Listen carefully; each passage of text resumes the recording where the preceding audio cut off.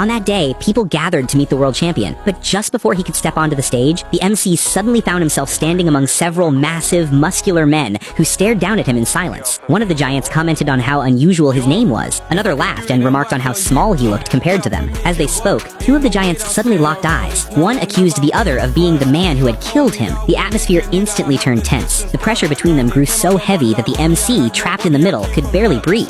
Just as it seemed a fight was about to break out, the two giants crossed their arms and laughed. They were simply happy that they had both made it to Valhalla. One of them asked how the other had been allowed to enter Valhalla, considering he was the one who killed him. The giant calmly explained that after killing him, a young boy had charged at him with a sword, screaming "Father!" and struck him down. Realizing that his own son had avenged him, the giant smiled with pride. The MC, who had been silently watching everything unfold, was completely confused. None of this made any sense. The last thing he remembered was the crowd cheering during the World Championship match, then collapsing. That was when the realization hit him. He had died. As he struggled with that thought, a goddess appeared and introduced him to the giants as a champion, someone who had single-handedly won decisive duels. The giants grew excited, eager to test his strength. The MC, however, was horrified. This had to be a mistake. He finally remembered. It was this goddess who had taken his soul after his death and brought him to Valhalla. He tried to explain that she was wrong, that he wasn't a warrior at all, just a gamer. But before he could finish, an emergency alarm echoed through the hall. The goddess raised her voice and ordered everyone to prepare for battle. And in that moment, the MC realized he was in serious trouble.